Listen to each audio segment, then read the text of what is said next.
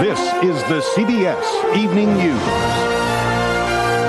with Dan Rather and Connie Chung. Tonight from Oklahoma City. Good evening. Connie's on assignment. Right behind me is what President Clinton today called, and I quote, the end result of abject hatred. Officials now say the death toll in the bombing of this federal office building could top 200. Still, only one official suspect in custody tonight, Timothy McVeigh. But the FBI says the investigation is moving in a positive and encouraging direction. CBS News correspondent Jim Stewart in Washington begins our coverage.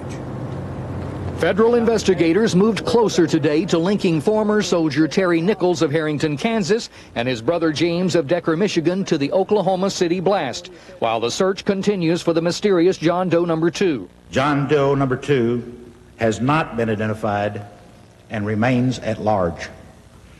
He should be considered armed and extremely dangerous.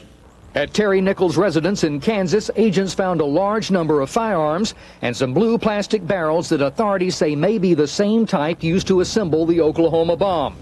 Blue plastic fragments have been found embedded in some of the Oklahoma City victims. In Michigan, authorities will conduct a hearing on James Nichols Tuesday morning. He is then expected to be taken to Oklahoma City for possible grand jury action. And in Kingman, Arizona, the former residence of suspect Timothy McVeigh, agents are still looking for evidence there about a mysterious blast last February that may have been a trial run for Oklahoma City. We do know that Mr. McVeigh had been in Arizona, and we are vigorously pursuing whether or not he was present at that time. Meanwhile, authorities showed no further interest today in Mark Kornke, a right-wing militia activist in Michigan who had warned of coming violence against federal agents.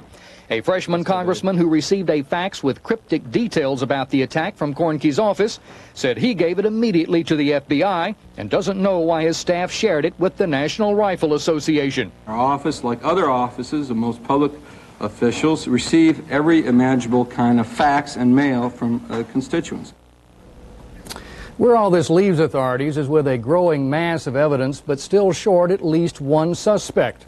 Now, we're told that they have received several tentative identifications from possible witnesses and people who've been calling in, but nothing positive. And the one person who could tell them, Timothy McVeigh, sources say, isn't talking. Dan? Thanks very much, Jim Stewart. McVeigh is charged with one count of using an explosive device to damage federal property, and since there were deaths, he could get the death penalty if convicted. The next court hearing in the McVeigh case is scheduled later this week. Correspondent Scott Pelley has more now about the first suspect arrested in the case and a possible motive. Federal agents worry about keeping Timothy McVeigh alive, so his few appearances in public have been brief, and they have always been moments of hate.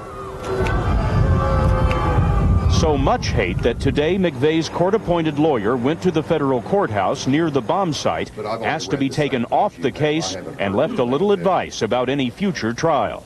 I'm suggesting that this thing leave Oklahoma. Oklahoma people, as you have seen, are very fair. But this seems to me to be the ultimate test. Tonight, McVeigh is behind the walls of the El Reno Federal Prison, isolated from the inmates. He is not cooperating with investigators.